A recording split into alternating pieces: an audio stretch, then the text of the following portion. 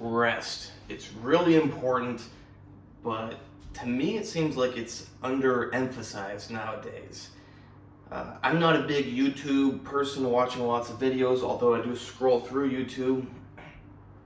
And the impression I get amongst YouTube and Instagram is always how to push harder, how to work out more. Now that's a good thing until it's a bad thing. I want to relate it to something. Hold on a second. So the other day, my wife and I were walking down the street and we decided to walk in the shade.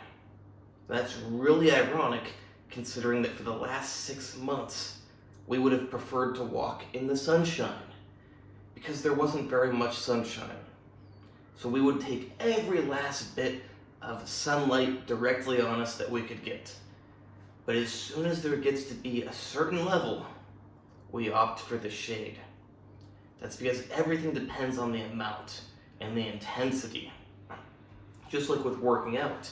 You want to work out. You want to work out often. You want to work out hard until it becomes too hard or too often and you decide to opt for the shade. It applies to pretty much everything. You can drink, like water's good for you, but you can drink too much and then it's bad for you. Working out is good for you, but if you do it too much, you're going to destroy yourself, and it's nothing to be proud of. Like it's something to be proud of, but it's not a good thing. Like it shows how hard you push, but it's better if you can push that hard and then hit the brakes when you need to. It reminds me of a recording I made. I don't think I posted it.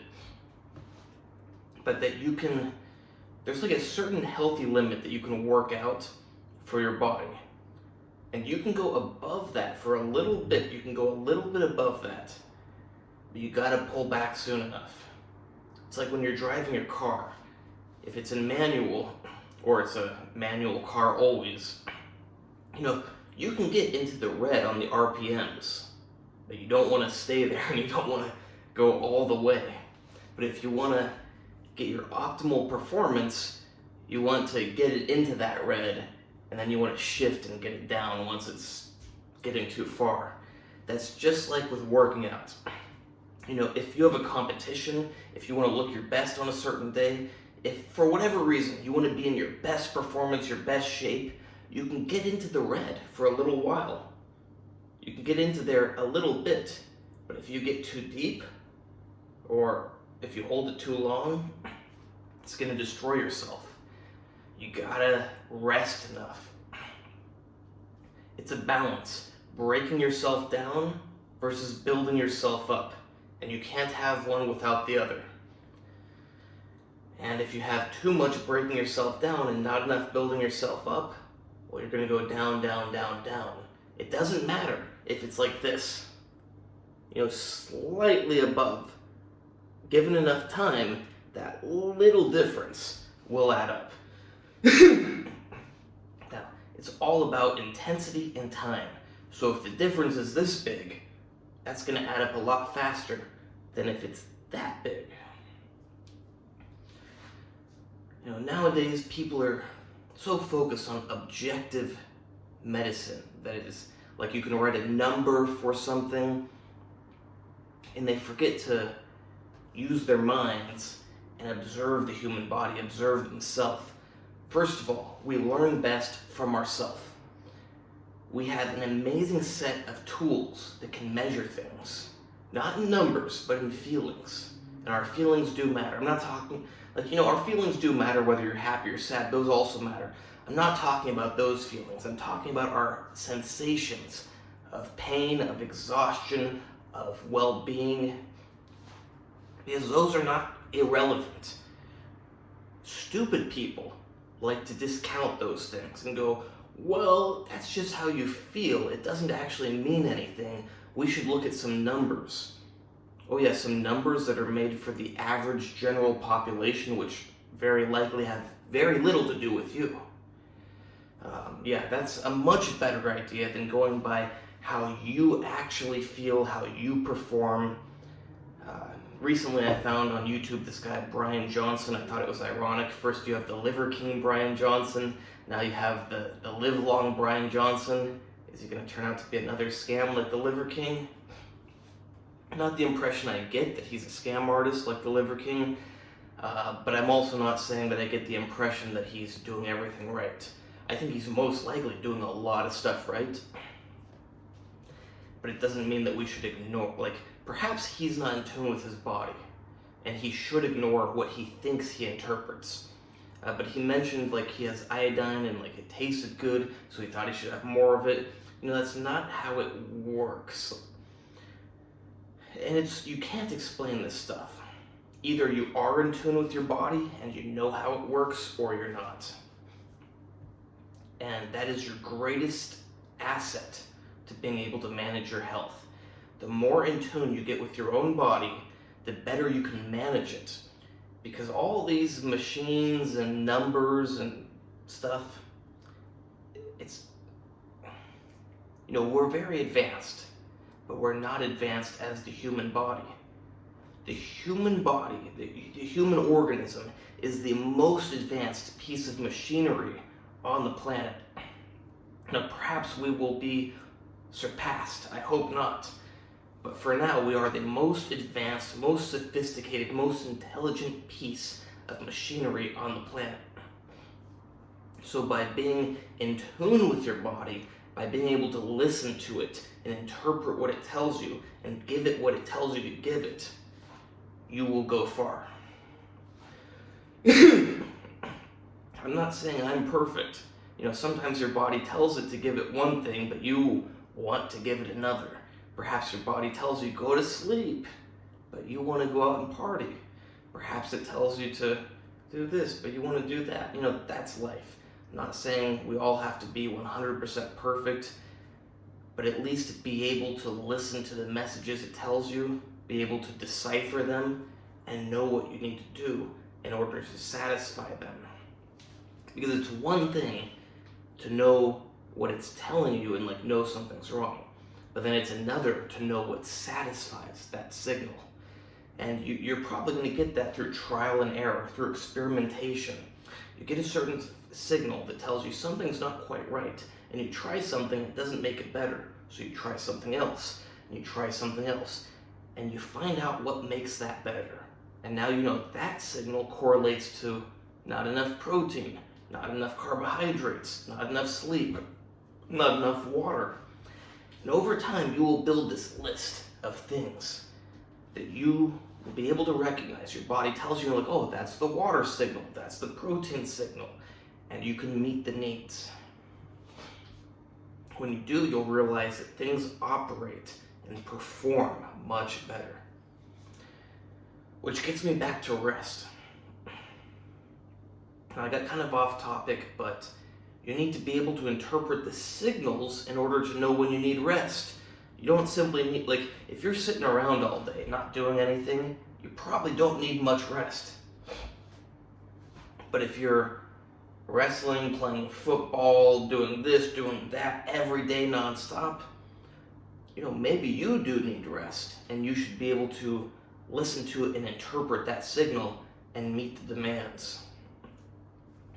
So many people like to learn about these things, we need to rest more, or we need to do this, or we need to do that. And they take it completely out of context because they're not in tune with their body to know when it's appropriate. We need to exercise and we need to rest. But if you exercise when you need to rest, it doesn't do you any good. In fact, it does you harm. If you rest when you need to exercise, it also does you harm. So if you cannot listen to your body and know what it needs, you're going to just harm yourself. Which brings me back to a night that I was jogging with someone. I felt like jogging normal. The other person was jogging kind of barely moving. I could walk faster mostly. I don't remember exactly the speed, but there's one thing to like only one foot is on the ground at a time. You're jogging. I wouldn't quite call it run. It's running, but it's not sprinting. You know, a normal jog, run, whatever you want to call it. And the other person was kind of just like bouncing their body up and down while they walked. But you could walk faster than they were jogging. Now, this was after some intoxicating substance. However, it wasn't so much that it prevents you from being active. And I said to the person, come on, we gotta jog. This is what's gonna keep us alive. This is what's gonna lower our all-cause mortality. And he said, well, you know, my body wants to take it easy like this. And it's like, no, it most likely, now I can't know for sure, perhaps he's really in tune with his body, but considering that he just sits around all day, most likely his body does not want to just, you know, it would probably benefit and would like to go at least a little bit faster. I'm not saying he should try to run a marathon sprint or a marathon, but you know, a little bit faster than a slow walking pace. Now, this is not a morbidly obese person. This is a thin person who does have the ability to go faster. But he misinterpreted it, you know, maybe it was willful misinterpretation. As in, he just didn't feel like going faster, so he decided that, oh, my body actually tells me don't go faster. It's like, you know, it's not really how it works. If you're a fatso, just because you decide you want the chocolate cake, doesn't mean that your body actually wants the chocolate cake. You can go, ooh, chocolate cake tasty. Body tells me to eat chocolate cake. It doesn't mean that's actually true. So you have to be in tune with your body, be able to listen to it, interpret its signals, and then not lie to yourself. But of course, if you've been lying to yourself for a long time, it could be tricky. You probably don't even know what the truth is. You probably need to ignore what you think for a while and just go with some general healthy lifestyle.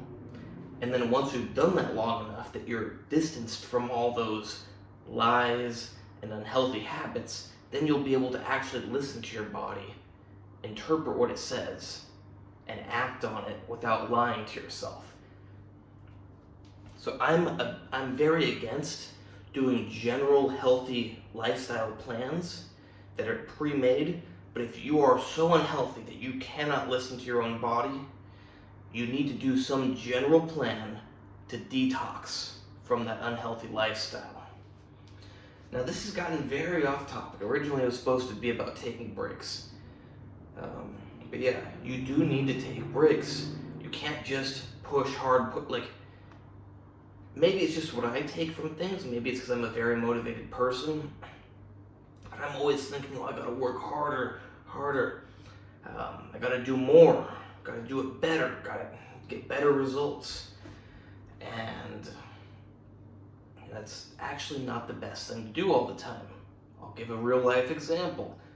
So I have been for the last 18 months I've been wrestling, boxing, doing bodybuilding, and being a medical student. Before that, I was a university student, but there was, you know, the lockdowns because people were afraid certain particles would enter their system, and so school was online. So for like 2 years, or a year and a half, or whatever, year and a half, I think,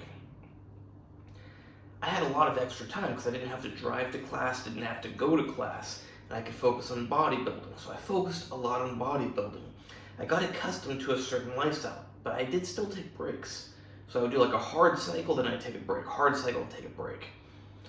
But I didn't have in-class stuff, and I didn't have wrestling and boxing. For the last 18 months, I've been doing wrestling, boxing, medical school in class, and bodybuilding. And it's too much. Now, I would love to do it and do it even more, to do even more bodybuilding, to become even better at boxing, better at wrestling, do it more days a week, do it harder. But I can't. It doesn't matter that I want that.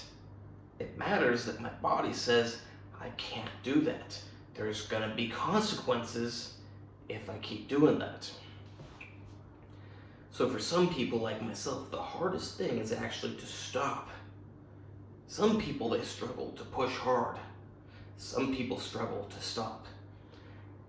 I would like to push hard, but I find that I need to take a break.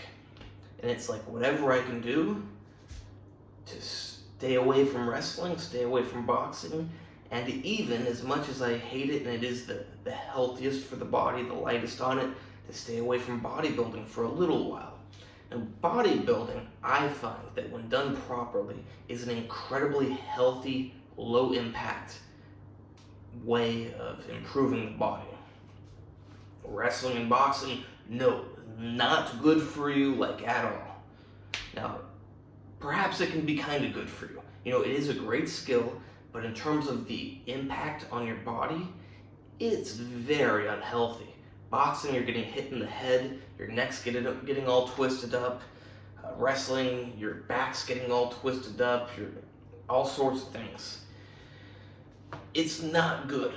Bodybuilding, on the other hand, is very controlled and safe and healthy. But still, you need to take a break if you do it too much, or in my case, if you were doing wrestling and boxing along with it, it's good to take a break sometimes.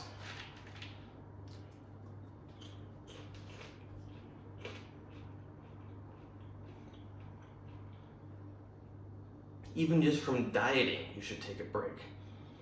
Like, most of my life, I have dieted.